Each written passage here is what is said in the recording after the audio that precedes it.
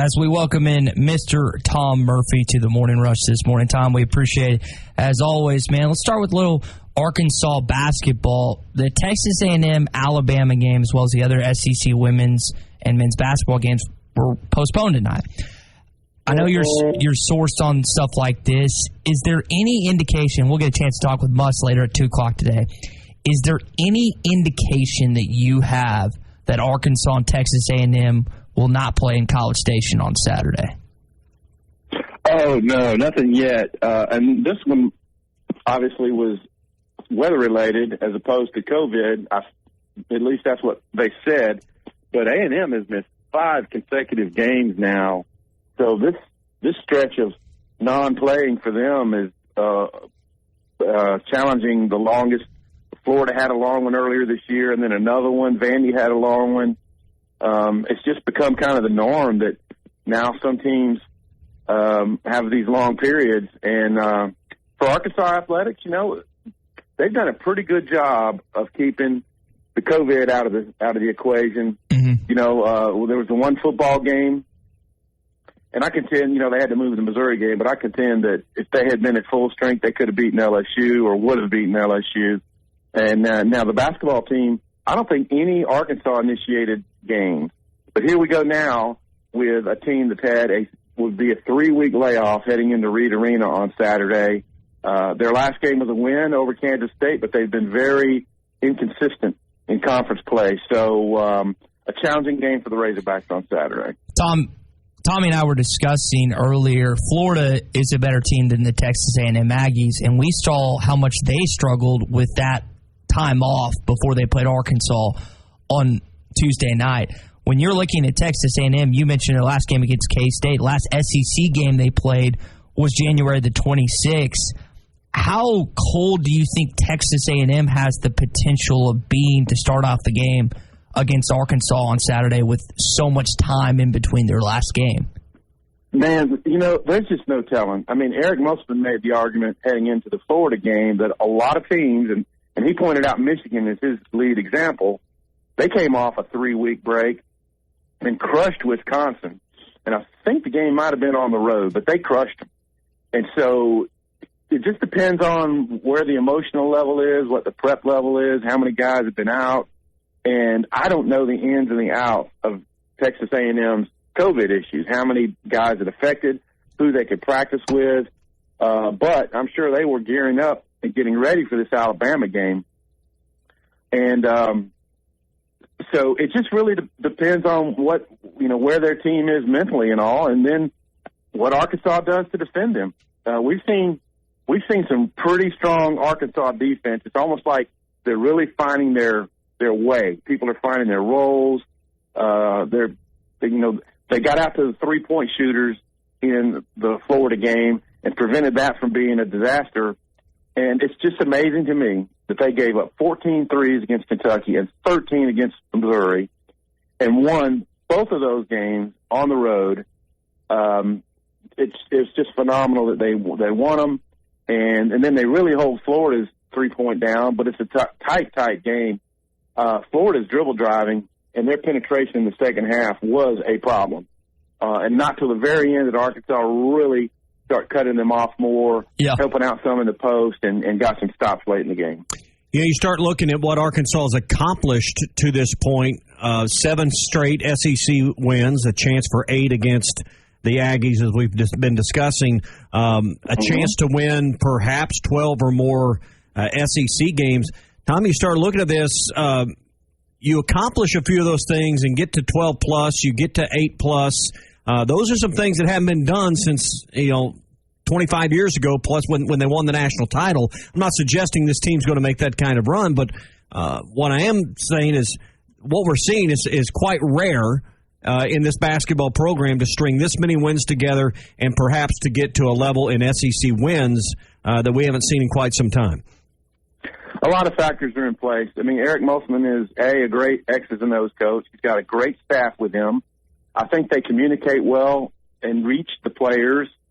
Even though some of the stuff they do is hokey, some of it just works and it breaks up the tension. And we're talking about taping cheese under the chairs. Don't buy the cheese. Well, they might need that one again for this A&M game.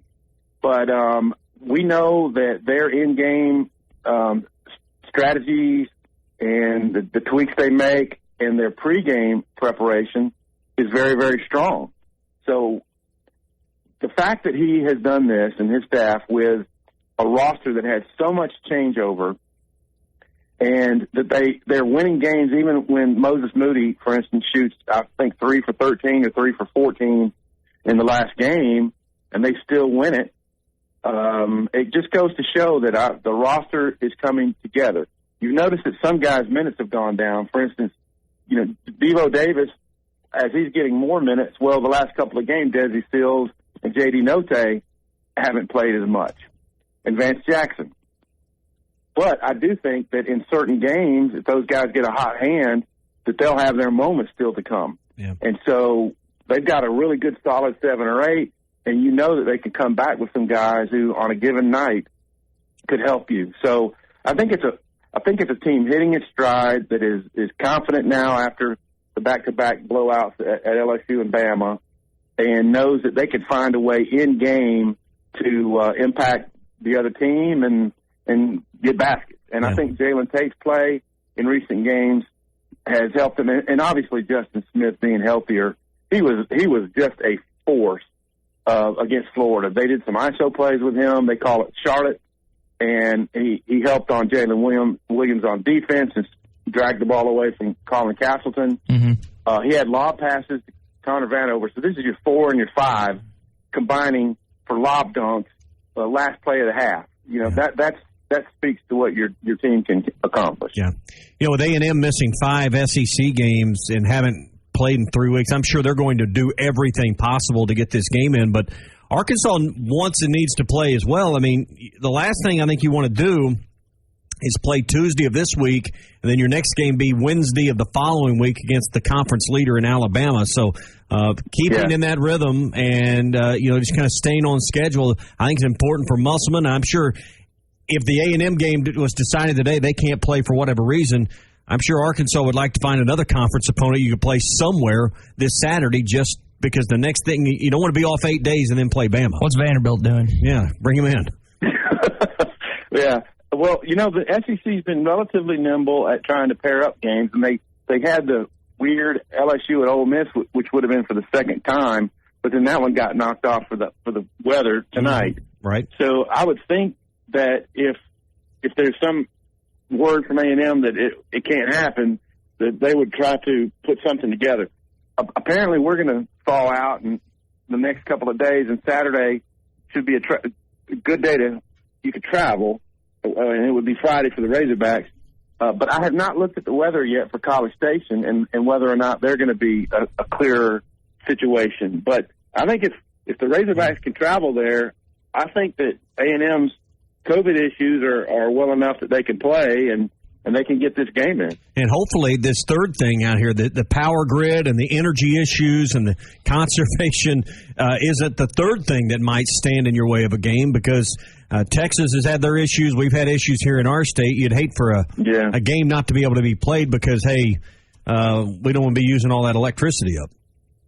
Yeah, I failed to mention that. But, yeah, you're right. That has been an issue. I've had friends and family that even in Louisiana and in Texas who have lost power during all this. So, but we'll just keep our fingers crossed and hope that the games can go on. And I'll tell you, the game that's going to be hard to get back is the A&M home game because they've lost so many. And I don't know what priority they would give to try to reschedule them, the teams that are involved in the double buys or just what.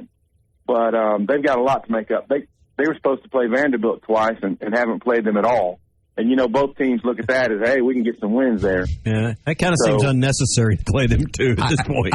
Tom, I heard a joke last night with Kentucky. It's bad when Kentucky is now looked at as a bad loss. Like when you're looking at the Kentucky basketball program, if you somehow, some way lost the Wildcats, it's looked at a bad loss. But that's just kind of where we are with SEC basketball right now. Hey, bring them to Bud Walton Arena. Hey, bring Kentucky in here. You always love playing them at home. Bring them on, Yeah, rub it in on the Wildcats while you can, right? But, there are times, like last night, late in the first half against Vandy, there are times where they look like when they're shooting well, they can defend and they can obviously rebound. It's just hard for them. It's been hard for them to put it all together. And then, of course, Vandy makes a big comeback on them, and it turns into a good game. So they're just so up and down for Cal this year. It's been amazing. Yeah, I am ecstatic to see them come into Bud Walton Arena next year and have, knock on wood, a full crowd and see what that atmosphere is like, assuming they'll actually be good and hold up their end of the bargain, and assuming Arkansas continues to stay on track. Tom, on the subject of teams you'd want to see Arkansas play against Kentucky, I'm with both of you guys on that. I'd love to see Cal and company bring in again. As we close you down here, looking at college basketball, I know you don't just watch the SEC, but you watch basketball here and there. I don't want to play Baylor at any point because my dad would have a field day if they ended up beating Arkansas. Looking at Texas, that's a potential team. I know people have tossed out St. John's just because of the Mike Anderson matchup. Is there a team that you'd like to see Arkansas play just so you get a chance to cover it and watch it and what you could think would be a good game in the NCAA tournament? Oh, that's a good one. Well, you could rematch with Gabe Osaboyan at West Virginia. That'd be a good one. Florida went up there and beat those guys, but, man, they're just so tall and athletic. You have to be on your game to have a shot to beat West Virginia. Gonzaga. Yeah, nope. Someone's going to have to beat them. I'm with Tommy. I'm out on them. Unless it's in Indianapolis and you're one of the last four teams, I don't want to. No, we'll just I'm out on that deal. We're talking first round. Out. Yeah. And think about that. Those two programs, who the odds are strongly in favor of Gonzaga or Baylor winning it all. Teams that Gonzaga's been around, but they haven't maximized this time period under Mark Few and gone to multiple Final Fours or won the championship. So maybe this is their year. Oh. Tom, we appreciate it, buddy. Maybe we'll get to see that Gonzaga matchup. Hopefully in a Final Four. We'll just have to wait and see. We're getting the cart way in front of the horse, so as we often do on this program. Appreciate it, buddy. We'll talk on Monday, recap the hopefully Texas A&M Arkansas game. You betcha. Sounds good. And here before long, we'll be doing some spring football, guys. Yeah, ready for that. That's a good point. Yeah, ready for those conversations. All right, thaw out. We'll talk on Monday, Tom.